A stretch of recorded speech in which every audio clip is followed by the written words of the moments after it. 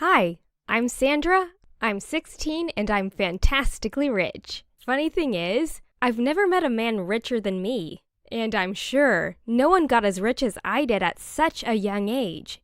You see, I'm a true genius. Yes, I earned all of my money myself, solely with my knowledge and wits. Therefore, now I can swim in money each day, every day.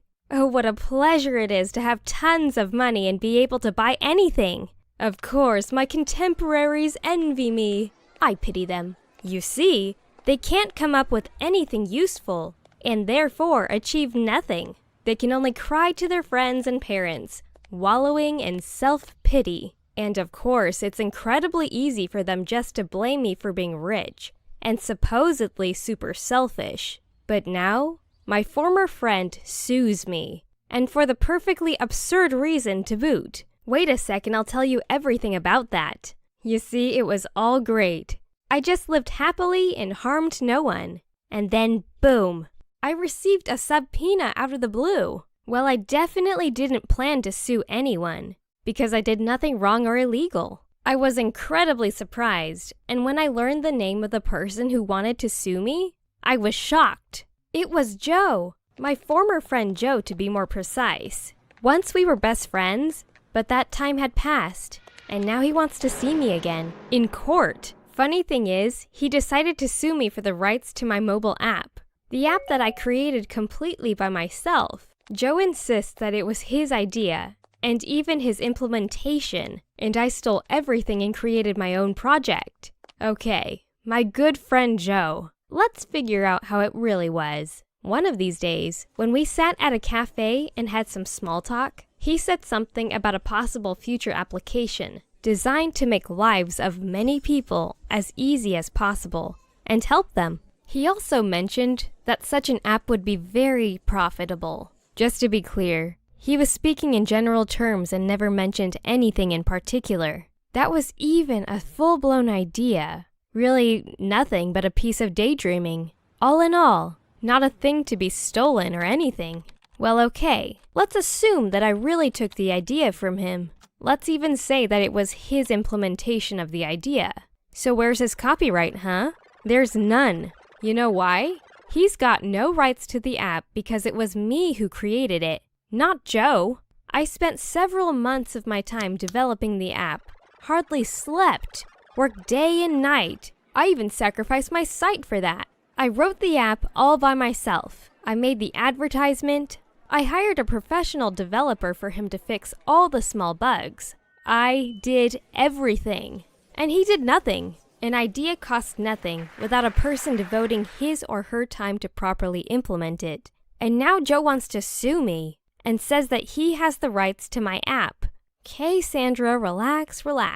TLDR, the whole project was mine. From the very beginning to the very end. I worked on it. I got my hard-earned millions. And now my former friend, who did nothing, wants to get back at me and take the money? That's how I see the situation. The app is mine. Full stop.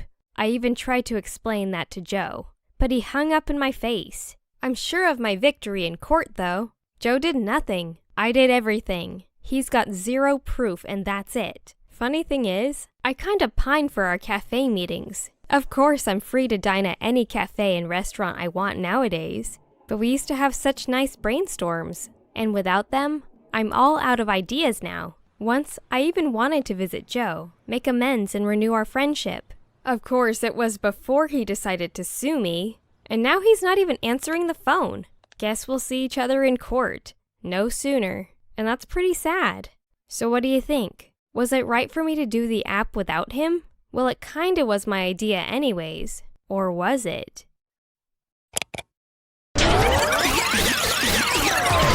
Hi, I'm Joe. I will soon be 16, and I am piss poor. My family's affairs are not going very well, to say the least. That's why I'm trying my best in studies and in generating various ideas about earning money.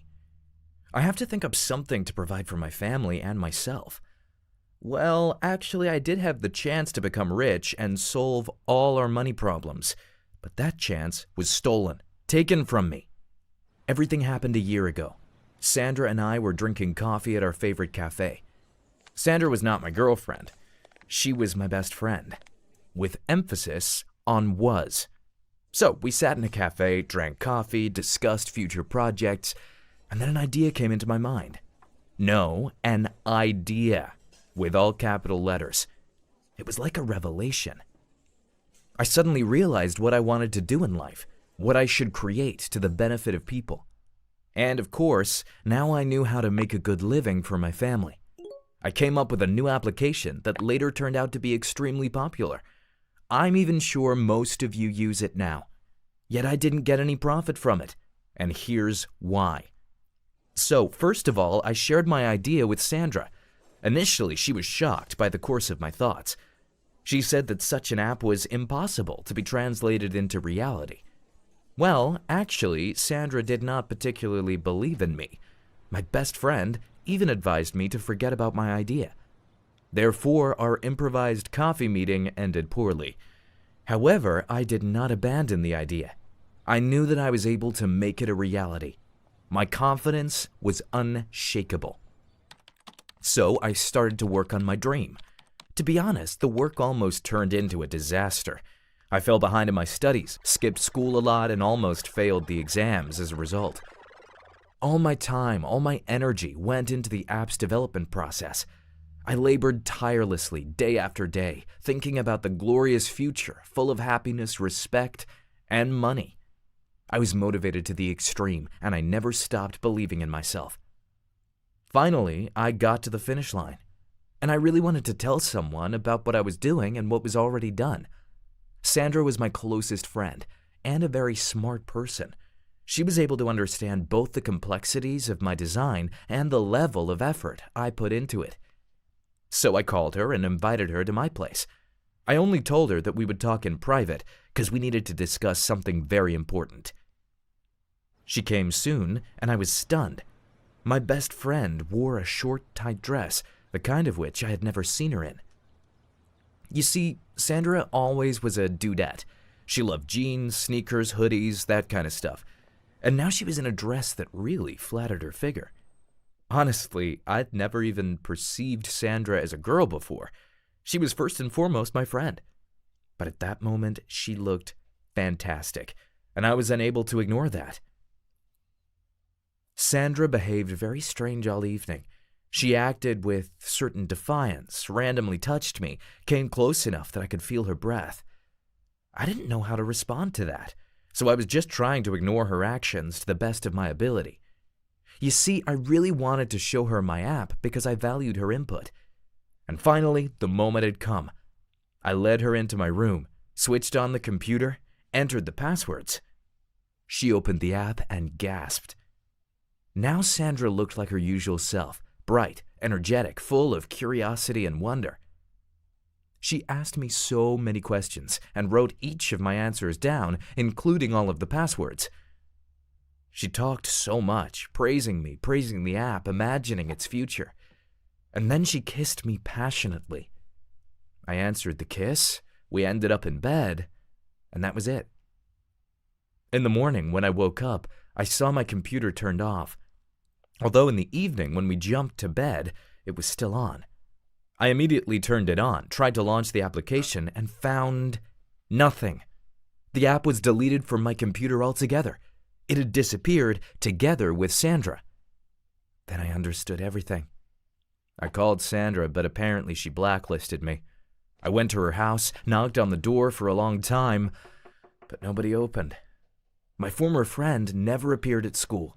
She stopped communicating with her classmates and mutual acquaintances. She just disappeared and took my app with her. Just imagine how shocked I was in a month. The newspapers wrote about the young millionaire girl who got rich by releasing a single mobile application. I immediately downloaded and dissected the app, and it was the exact same app she stole from me. Well, yeah, someone refined it a bit, probably some professional developer. Sandra was never a great programmer. I called Sandra again and again and again, but she never bothered to answer. And later I found out that she moved to the capital. Well, of course she did. Now, when she was incredibly rich. Now she was free to spend my money earned because of my app. And I stayed behind, vengeful and poor. I told my mom everything about the situation. Mom advised me to take legal action against my former friend. Well, I did so, but I'm sure I've got no chance. She's a millionaire now, after all, and I'm just a poor boy from a small town. Well, yeah, guess I can come up with another successful app or two, but I'd have to work a lot harder now. Sandra deleted a lot of important stuff on my computer. Besides, my thoughts are in disarray. I trusted that girl, and she betrayed me. Instead of trying to cooperate with me, she just stole all my work. Funny thing is, I'd easily give her fair share of the profits if she was my partner. I can easily imagine us dating or even living together as a family. But Sandra decided to take all of my hard work, profit from it, and leave me in the dirt. And what shall I do now? Hi guys, hi girls. I'm Susan, and most recently, I've been reduced to being a prisoner in my own home. My mom went mad and placed me under house arrest. I was just like those princesses from the fairy tales, only I had no tower and no hope of a prince rescuer. Just a mad dragon jailer and 0 chances for freedom.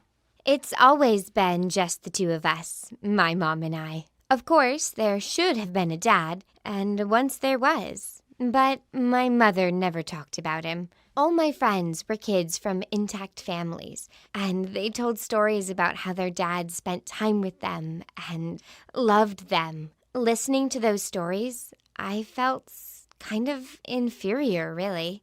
But to be fair, we still lived a good life. Mom had a cool and well-paying job. She's a well-known producer and has an active contract with Netflix and a lot of contacts and acquaintances in Hollywood.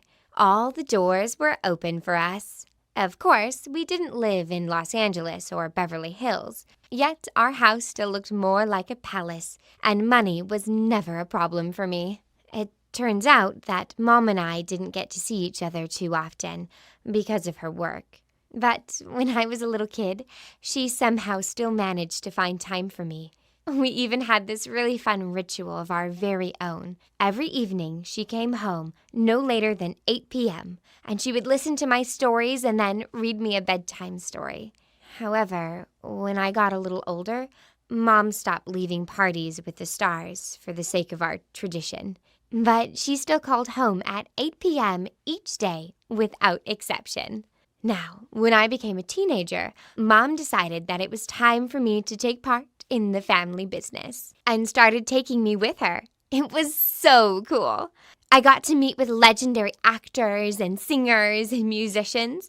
Of course, mostly they weren't super interested in talking to children and rarely ever noticed me. But still, many of the celebrities had children of their own, and I got to get acquainted with them. So very soon, we kids had an elite party of our own.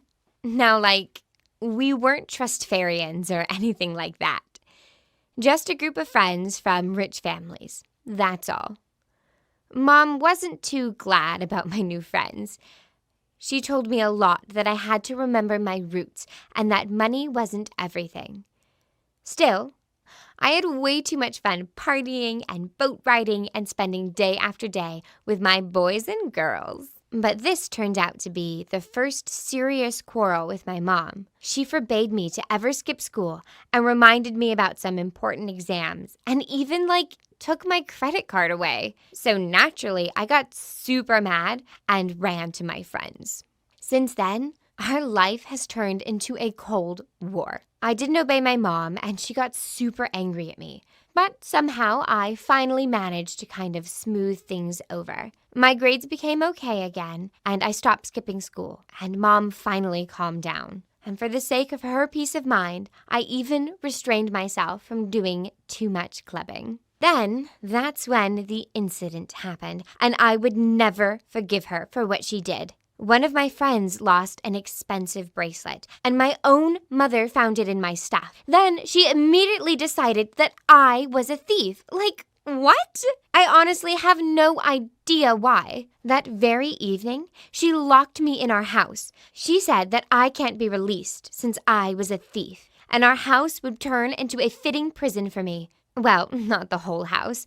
As I've mentioned before, it was more like a palace, so it would have ended up like a vacation and not like a prison term. So instead, she locked me up in my own rooms. Yeah, you heard that right. I have 3 rooms of my own. Deal with it. But that's not the worst part. She took all of my electronics from me and left only a large pile of boring textbooks.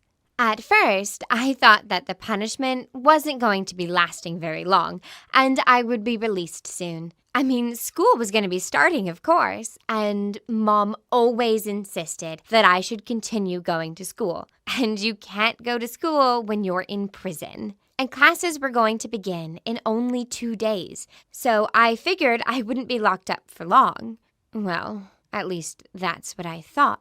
But a week goes by, and it turns out that I would not be allowed to go to school. My own mother literally locked me up in my own room without any possibility to communicate with my friends or even go outside. It was a nightmare. I thought I'd go crazy. I cried, threw tantrums, and demolished everything. And I even broke the lock twice, but I never managed to go farther than the first corridor. Each time, security guards hired by my mom caught me and brought me back. She even punished me for trying to escape. Once, she gave me no food for a whole day. And she even made me listen to rap for 24 hours straight. I mean, I hate rap. She knows that. And besides, it was real torture to deny me of sleep. And I didn't know what to expect of my own mother. I didn't know what she wanted from me. And in the end, I wasn't sure that I'd ever be released. I even thought that Mom went crazy and would soon just bury me in the cellar.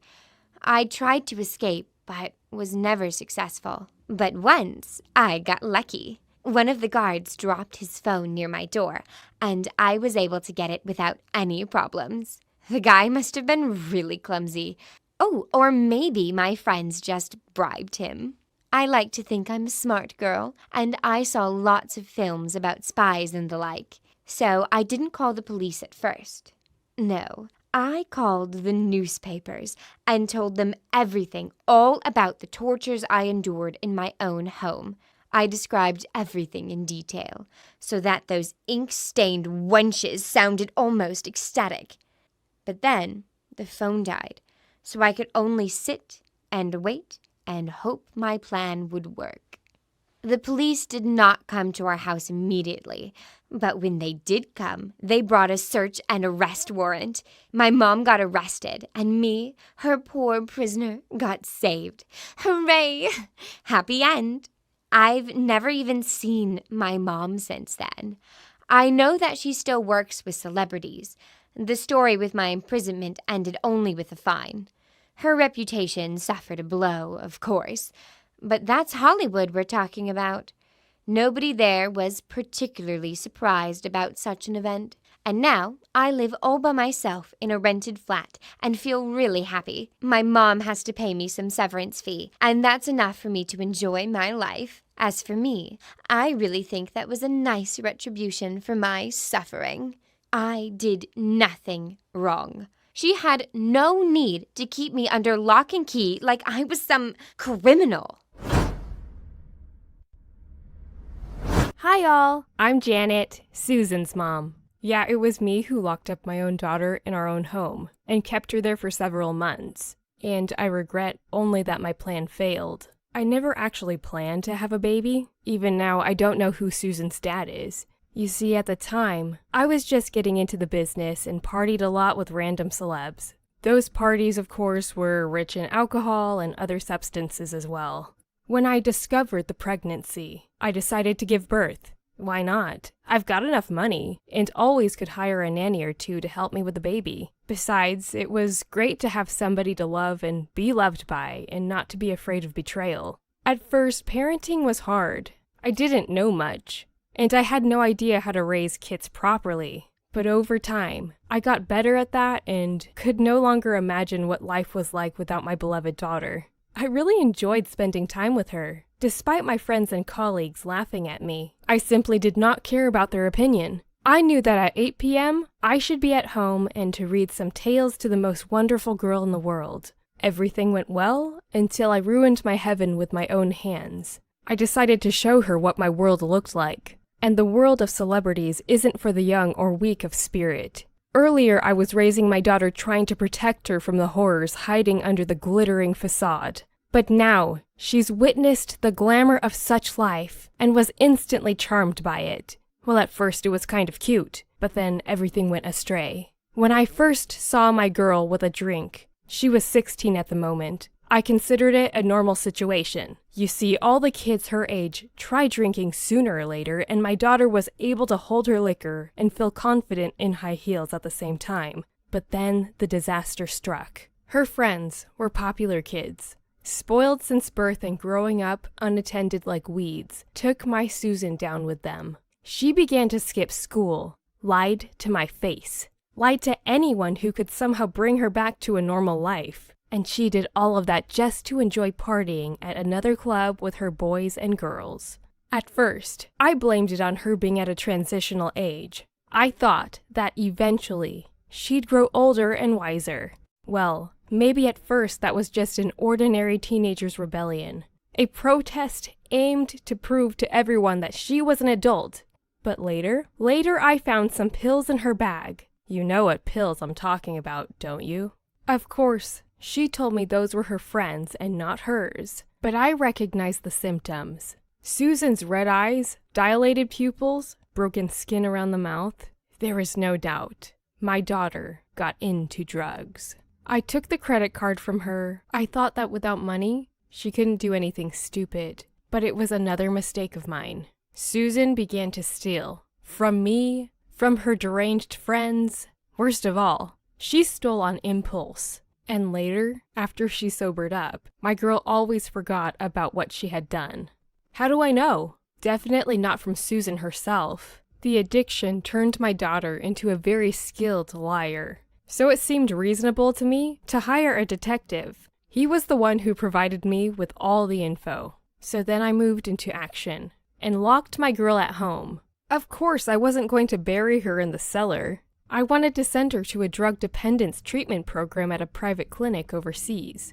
I only needed time for the paperwork. The papers were almost done, but Susan somehow managed to escape and set everyone on Earth against me. Now, I've largely managed to fix both my nerves and my reputation. It hurts that my daughter attacked me in such a way. And it hurts that my daughter is still a slave to the drugs. But, well, you can't save the one who simply doesn't want to be saved.